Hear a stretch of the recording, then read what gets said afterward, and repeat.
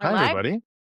Hello. Good morning. Good afternoon. I think it's afternoon now. Welcome, Kerri. Thank you so much for being here with us. Love it. So happy to be here. Thanks for having me. Of course. I'll maybe start with a quick little intro of how I know you, and then we can go from there and maybe let you expand a little bit on some of the work that you do, just to make sure that we're getting it right. I wrote a couple of notes here while my computer was unsuccessfully restarting so that I could think about how I know you. But I think we've known each other for about 10 years at this stage. And when I think of Kerri, I think of somebody who is a playwright and a theater educator, somebody who also has a best-selling career, a transition career sort of planning book, The Career Stories Method, which I have here in front of me. I made sure to pull it Ooh, out today for our discussion. And great cover. number one best-selling author, TedX speaker. And when I think about your journey, Kerri, I've thought about how you've made that shift from career transition, helping people find their awesome in their career, and then more so into the meditation space, and now really into the leadership sort of transformation and leadership presence space. So you've had a really cool journey. And if you're interested in the career work that Kerri does, she's got the book and the TEDx and all of that lives somewhere that you can find it. And now this transition into the leadership side of things. I'll just add that, Kerri, you're somebody I really admire. I admire the work you do. And I also admire the shifts you've made to sort of follow your curiosities in this work that you do and continue to have a really meaningful impact in what you do and not just stick to something forever because that's what was successful and that's what worked, but really make those shifts along the way. So that's my quick little intro. Maybe we'll hand it over to you, Kerri. Is there anything else that you want to say about the work that you currently do or describe the work that you do? First, this should just be called like the Ego Boost Show because that was like so enriching for my ego. Yeah, it's funny when people say that they feel like I've made all these transitions because for me, I'm like, oh, it's just the same stuff. It's just a different playground. Yeah, but the biggest, so mostly Mm-hmm. focused on working with leaders. And I think it's from coaching so many people and being like, if I could just tell their leader, like, your employee's working really hard on this. And if you could stop acting this way, you're both going to win.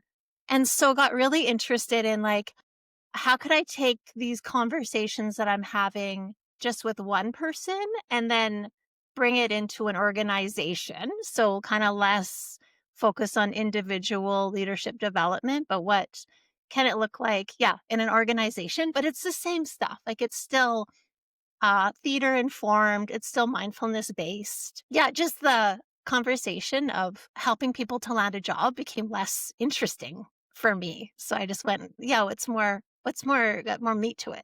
Amazing. And I feel like when I think about your work, both the work that you do and sort of your personal brand a little bit, I know that one of your words is to delight in the way that you work with your clients and to the content that you share.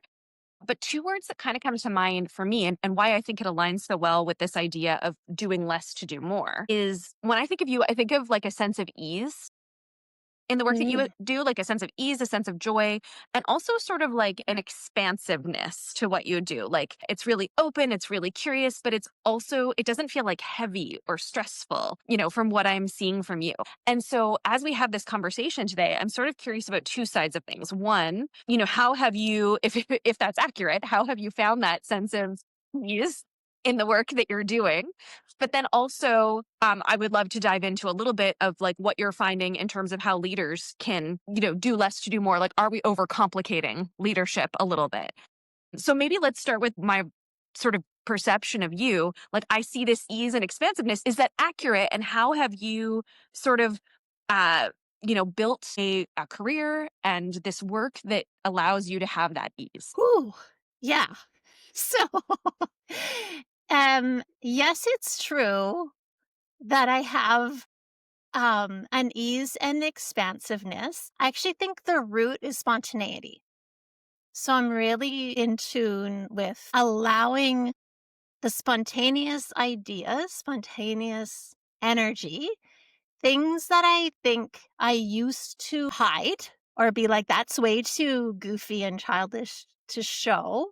of just being like, it's kind of a miracle that I get to be Kerri Twigg, like let it come through. And so I don't think I always had it, or spontaneity would want to come through. And I had a lot of shame about who has this Mm. kind of always dancing energy, who has this like big gummy smile, and can be taken seriously. Like I read a thing about pictures of like leadership pictures, and that if you want to build trust, you can have a big gummy smile.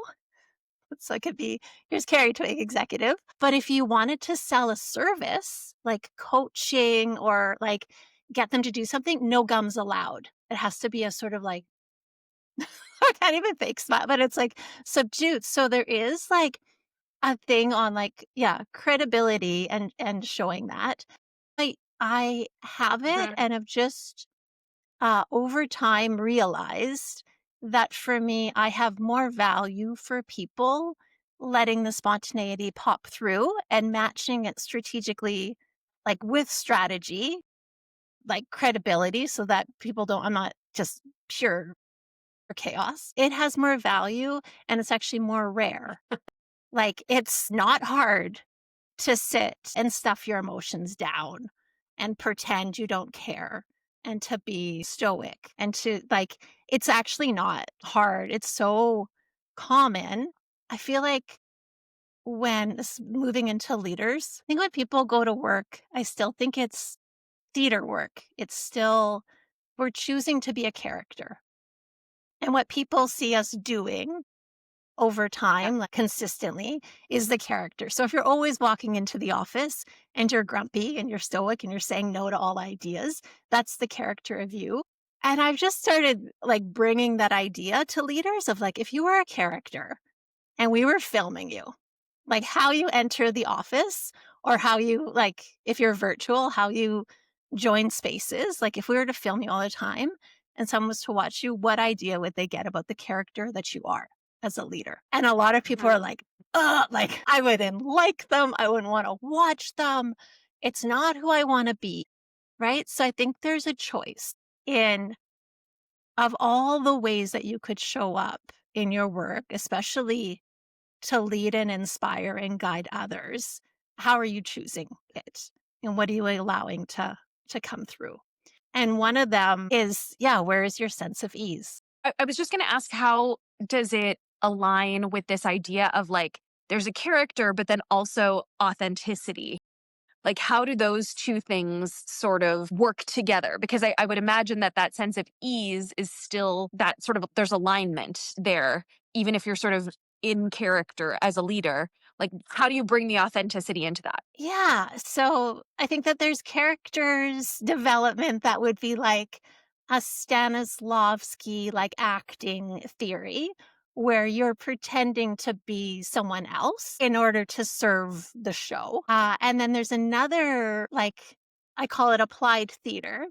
And applied theater is taking philosophies and theories and working through them to better know and express yourself. Drama means to do, and theater means to make visible. So the authenticity is getting in touch with yourself in order for like that authenticity comes through. You're just aware of which parts you're choosing to like highlight and downplay that would best serve the play. Does that make sense? Yes. Amazing. Jordan, you had a question. Yes, I just so many thoughts. Carrie and I got to jam out for 15 minutes before this went live and became best friends in like probably 10, honestly. And the couple things you said just like to write notes down. And I've come to the realization that like my best work comes in bursts. So when you said that the spontaneity and like the you go with what's in the gut a little bit or where you feel your energy is taking you, it took me a while to get to this point. It's a recent revelation, but just being okay with those facts about yourself, right? Like I'm not a sustained worker, but I am a burst worker and I'm really, really good at bursts. And so if I can find ways to leverage that about myself in whatever work I do, it just becomes that much better instead of trying to mold myself back into a sustained work person that I'll just never be great at. And so be yourself or find like what is true. So instead of being a character, which I would absolutely have qualified myself as up until recently, it's instead just this is who I am. This is how I show up best. Here's how I get my best results. Here's how you'll get the best value from working with me. And it just it's a lot more freeing too. Like we talked about your pencil. Like I like to share now all of the little weird things about me and my hobbies that I've had and the things that I love, like stationery. And so when Kerri was like showing her pencil around, I'm like, that's a Blackwing. And those are the things that seem to connect people. And now I know, like, Kerri's one of my people, not just like another person I've met professionally. And the only way that happens is when we actually like get to let ourselves out and be who we are so we can actually connect with other people, be like, that person is my person. And I never would have known if they would have tried to like average that stuff down to be what everyone thinks they need to be or should be. So I thought that those are both like fantastic points. I just wanted to share my 2 cents on, but totally agree. And I wish there was more of it, leadership level and employee too, just space for it. Yeah. Yeah, and it's like spontaneity and getting in touch with it is trainable, like easily trainable, right? Okay, tell me Yeah, more. tell you more. There's different levels of spontaneity. So the first level of spontaneity is just like being aware of that it exists and letting a little bit come through. And then slowly if you're on like probably the spectrum I'm on, it's like it fully comes through and there's like no holding back, right? So the things that tend like Jane, I think it's funny that you use the word delight. But that is like that's Mhm. the spontaneity, but also I used to think that it was that energy. Like, I used to think it was the, like, "Yeah, let's go," like, playfulness that people liked when they're like, "I like your energy," but actually what they liked, is this calm, that sense of ease that I naturally have. So I'm like, I can actually let that spontaneously come through where I think before I would want to fill the space. I'd want to prove myself. Right? I wanna, like, hype up like, "Hey, everyone, I'm credible," like, just obsessed with that when even just the spontaneity of ease could come.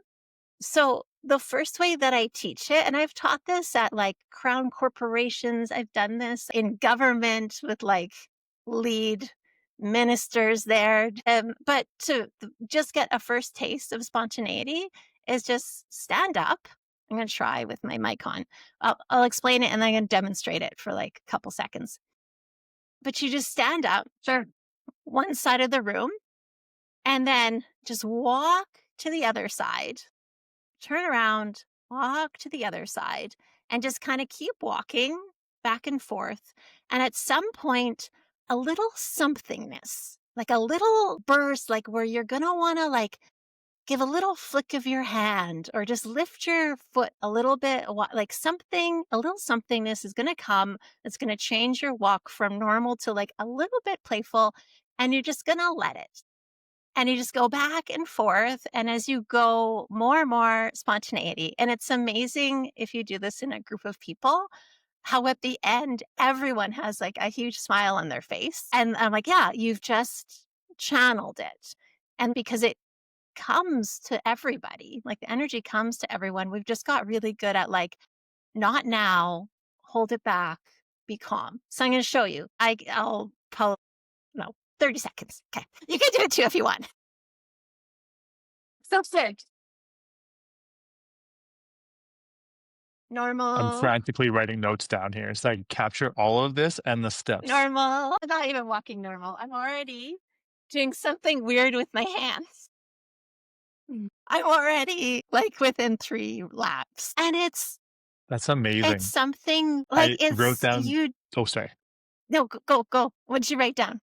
I was just gonna add, like, the other day, your movement made me think of it. Of I've realized that I'm very much a like I think my best when I'm moving. So I've started taking some client calls on walks or on bike rides or on like just while I'm in motion. And when I need to think through a problem, I've started like just walking around my backyard. I probably look like a crazy person to my neighbors, but like I'll just walk around my backyard and think through a problem, but in motion. And Yeah. that motion just helps like I think that those things just come out. It's not anything crazy, I'm not running, I'm not jogging, just walking. But you doing that made me just, it clicked. It's like, that lets it out, right? It has like the ability to just like come out, whatever it is. Yeah, but also let in. It's, you're open Fair to a enough. new energy coming in, right? And it's an energy that's not just in your brain. Like, it's not just thinking energy, it's this body I love it. wisdom, right? So, yeah. So that's like first step. And Yeah. Jordan, that's meditating. Like, that's a mindfulness technique, right? So there's Mhm. mindfulness techniques that are about appreciating what And this is. is the unlock for me. Yeah. Like, it can be in motion. The reason people sit is it's way easier to sit in a meditation because there's no like external things as you're trying to build up those muscles. But if you can pay attention to a new energy coming up and how it's releasing, you're a meditation master. Like, you're doing it integration practice, which is like the hardest way. That's meditation. You're already doing it. I love this idea too of body, like this, you just use this term of body wisdom. And I think that's such an interesting term. And, I think about how partially, Kerri, that's what I think makes your work so unique across all the different things that you have done is how you integrate movement and like the body into this. And I recently, I guess it was in August, took like a 3-week course that you were offering. And almost all there were meditations, but a lot of them involved standing and moving and seeing how something felt and sort of experimenting. And I would imagine that there is, again, an ease that comes along with better understanding your body and how it can support you in the work that you do, how it can support you in listening to your gut, in making decisions, and just like better understanding yourself. Yeah. Like, do you remember any of those exercises that worked for you? Putting you on the spot. But like, is there one that was especially sticky? Great question. I remember that there was one that was about feeling resistance. And I'm trying to recall back because there were, and if you recall, Kerri, I was not the best student. And I think I did 3 weeks worth of the exercises in about 4 or 5 days. Yes. And you So were on they vacation. all meld together a little bit for me. Yeah. But there was one that was regarding resistance that was really interesting for me that I felt it was harder for me to connect to or feel.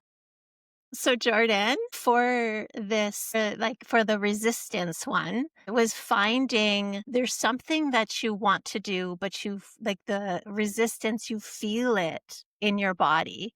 So the exercise was like, think about this thing that you want to do, and then where the resistance pops up.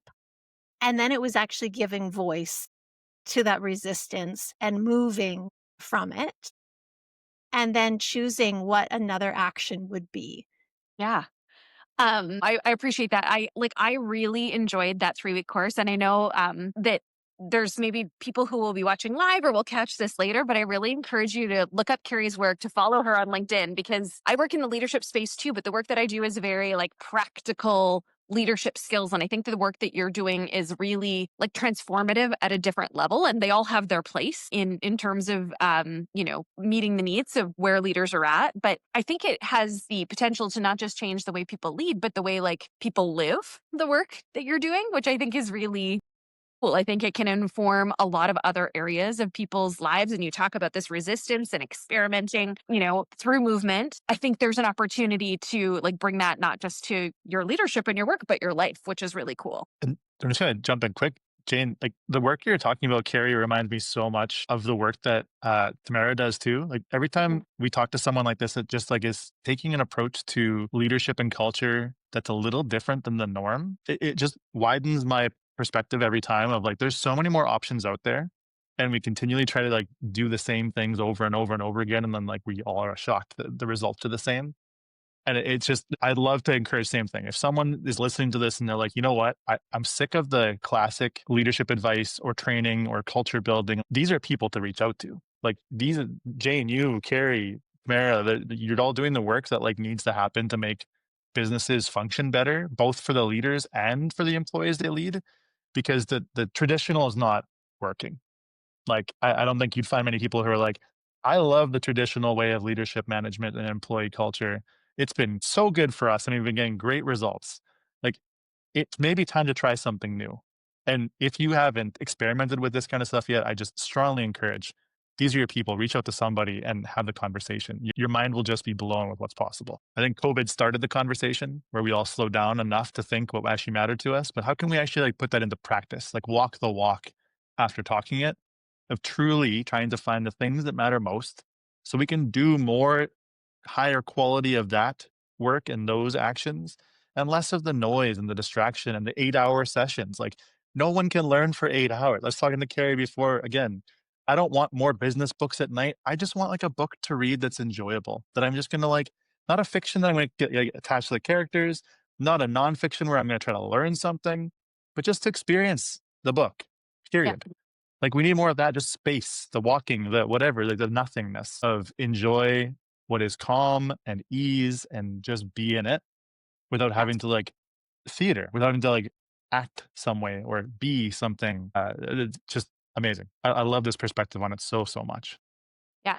And talk about this idea of doing less to do more. It sounds simple in theory, probably difficult in practice to connect to your leadership center, but it's something that is simple and like actionable and that somebody can work on, but that has a massive impact, right? It's not going through a 24-hour course and taking a zillion notes and trying to remember a process and all of these things. It's saying like listen to yourself and reconnect to yourself, and that will have a massive impact on you and how you lead and a massive impact on your team. It's a perfect example of doing less to have an even bigger impact. So Jordan, do you want to give your sort of takeaway from today? Yeah, one takeaway is going to be difficult. This is another one of those. I feel like they're all starting to turn out like this, where we could just do this for probably an hour and a half. My one takeaway from Kerri, and I'll give you one action for the week too. But honestly, the takeaway is really just like figure out how you want to show up yourself, not as a character. I love that analogy of